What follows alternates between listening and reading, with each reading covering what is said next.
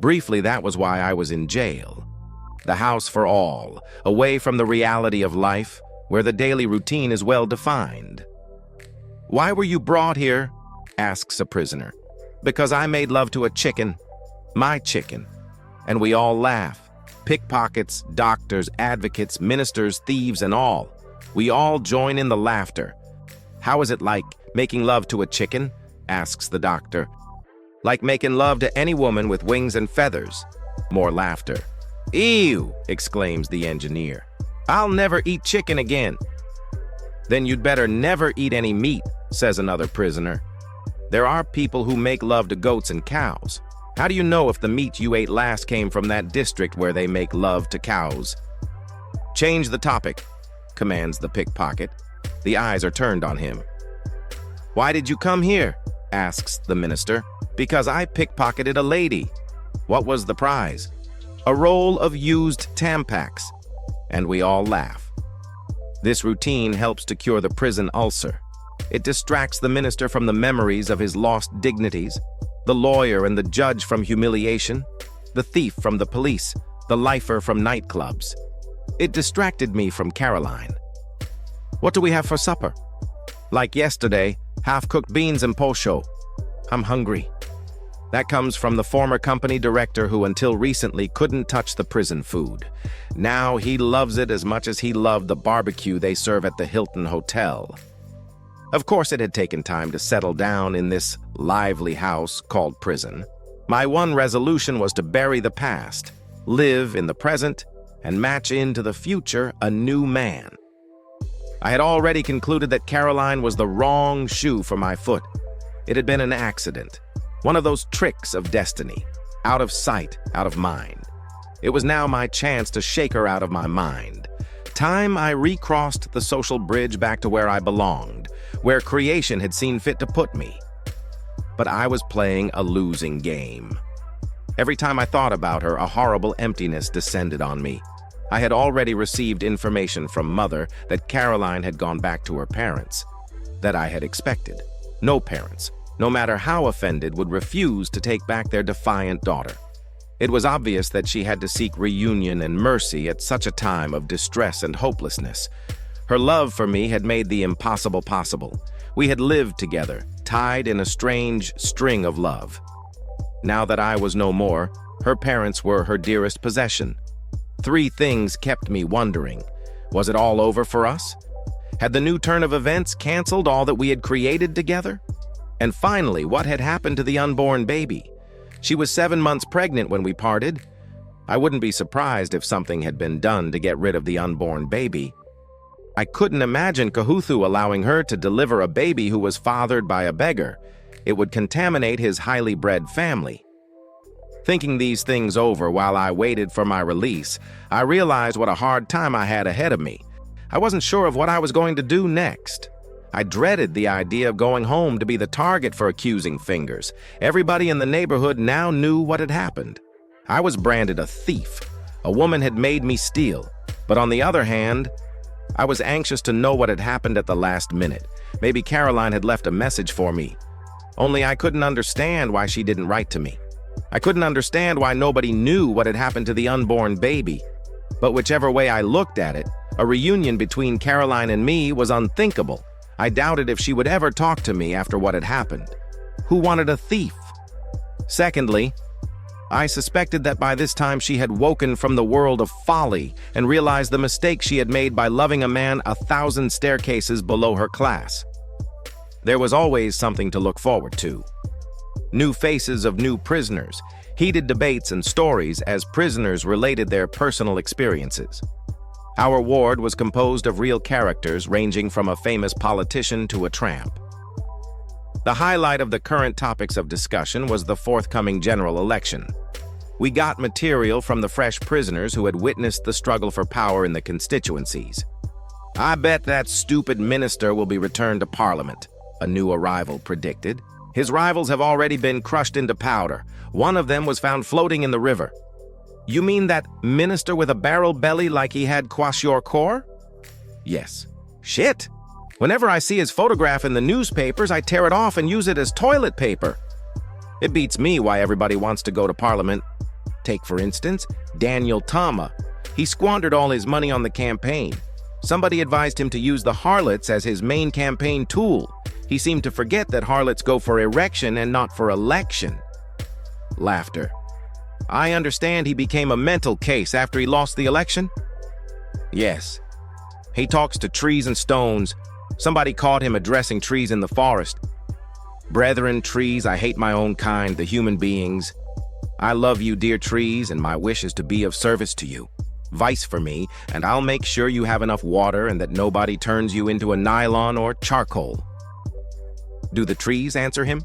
Yes. When the wind makes the branches creak, it thinks that they are applauding him. Poor Dane. Amongst my closest comrades was Gicheru, a young man with an oversized head, as if the creator had confusedly planted the wrong head on him. He called himself Gicheru, to sound like Kissinger, the famous American globetrotter who earned a reputation by separating the warring Jews and Arabs. But unlike Henry Kissinger, my friend Gicheru could not separate two fighting cocks. All he did was talk and brag. He was a gangster, but this time he had come to jail charged with assault. There was something about him that I liked. He could be a braggart, but had the talent of exposing his morals to my advantage. I was a good citizen until they broke my heart, he told me one evening. I was a cop serving the public. Then that day came when they sacked me because I refused to favor an aggressive rich brute against a helpless innocent native. And that turned you into a gangster? I asked. Yes, I found it was the only way I could get even with the authorities. But you are bound to be the loser in the long run, I observed. Everybody else in the ward had gone to sleep, leaving the two of us chatting. Maze. That was his usual way of addressing somebody. I refused to be tossed about in the name of good citizenship. I refused to be a vulture, scavenging the remains of rich men's exploits. Take me, for instance. I was a policeman, dedicating my life to the public and the state. I was transferred to the frontier to face constant dangers. See what I got at last? Dismissal and loss of benefits. Then I was in the country struggling to make ends meet. So one day I asked myself, if I had risked my life for my own country, why shouldn't I risk my life for my own self? After all, what comes first, my country's problems or mine? Why should I fight for somebody else while my house is invaded? His morals had inspirations which later took effect on me. I was in the process of crossing another bridge. This time not a social bridge, but a society bridge. From law-abiding to lawlessness, time dragged by, each day marking a milestone towards a blank destination. Relatives visited now and then, but we never discussed Caroline. By now she had almost escaped my mind. The cord that had held me to her was gradually slackening. Somehow I thought it was good that things had happened the way they did. We had drifted apart by means of the same odd circumstances that had brought us together. Now the flame was dying. The ember was still glowing with memory, but only heaven knew if the glow would smolder into another flame once I was out of jail. It was sheer coincidence that Gicheru was released on the same day as I. It was a piece of luck for me, as I badly needed a comrade of his kind. I didn't know who among my old friends would still keep up their friendship after what had happened. As the bread-shaped bus roared towards the countryside, a choir of acolinos wailed above the motor. They were singing something about life after death. Shit, Gicheru rattled. The way they talk about heaven. You would think they have been there and come back alive. Don't you believe in life after death? I asked, for the sake of joining in the conversation. I believe in death after life, Gicheru said. That is paganism, I objected. I'd rather be a pagan than a pretender, he said. Know what? Most of the religious believers are natural failures. People who tried to make it in life and got disappointed. Defeated in the real world, they reverted to another world which only exists in their imagination. So you think there is no heaven and hell? I asked. We have both of them. Right on Earth. For instance, We have just come from hell. We have paid already for the sins we committed. I thought about myself. Gicheru was wrong. I had just come out of a state jail and was now walking into the world jail. But don't you think there is the final heaven and hell? I pursued. He thought for a while. Well, if there is a final heaven, it'll be underpopulated. If only Catholics will go to heaven, then I'll team up with the other Christians, Muslims, Buddhists, and all. And even then, not all Catholics will go to heaven. They say not a speck of sin will enter heaven. Show me one single person who doesn't have a speck of sin. I gave up the argument, but Gicheru pushed on. I sometimes try to imagine what happens when one dies. Where does the soul go? I tend to believe what an old friend told me. He was a science student who professed to know much more than his tutor. He used to lecture to me, vomiting some scientific terminology. Matter is neither created nor destroyed. For instance, when you boil water, it turns into steam.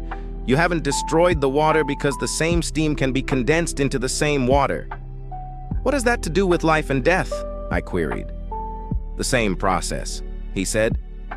My friend was convinced that life is like steam. It evaporates upon death and reforms elsewhere. I don't get it. Well, this is what I mean. When you die, your soul goes into another being, not necessarily another human being. The process is called reincarnation, rebirth of the human soul into another physical body. What a crazy belief. It's true, he said firmly. I thought he was nuts. You can't be sure because you never proved it, I challenged. I think I proved it. I was now doubting his sanity. I had a friend called Musa who died of sexual exhaustion. Gicheru went on undauntedly. Shortly after his death, I noticed a strange similarity between him and a dog in the neighborhood. I raised my hand to stop him going on. He ignored my gesture. This dog kept looking at me every time I passed by. A couple of times it nearly followed me, but I repulsed it. Then I had a dream in which I saw Musa and the dog merged together in a ghostly singleness. Then I knew why the dog had been behaving so peculiarly. It was poor Musa's soul which had been reincarnated into the dog's flesh. It was only a dream, I pointed out. Do you take all your dreams seriously? I discovered it wasn't just a dream the next morning, he said. I walked over to the dog and called Musa. The dog responded with a wag of his tail and a sorrowful howl. I knew right then that it was Musa trapped inside there. He had had his punishment all right. In the former life, he had always behaved like a dog, exhausting himself with sex, and now he was a dog. I sat back and sighed with amusement. Gicheru had a way of keeping the time moving. It helped to kill the suspense which engulfed me as I retraced my way home. I looked out of the window and scanned the looming landscapes as the bus tore through the countryside. In other words, the soul enters another being and imitates the former being?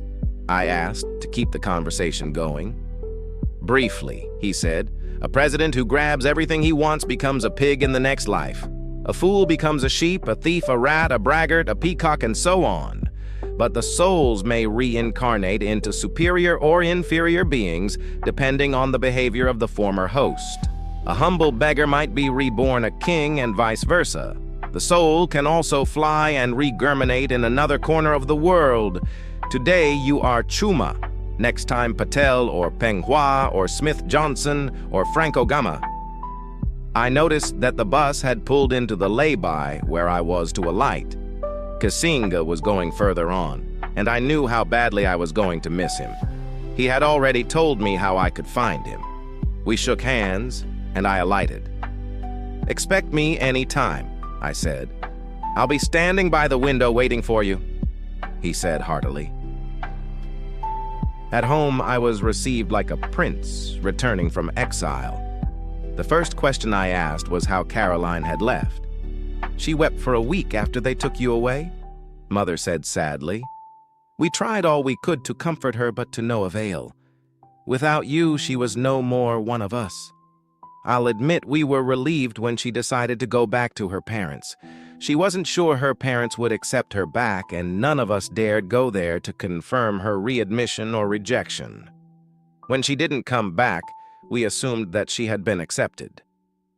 A notion hit my mind. What if Caroline had been rejected by her parents?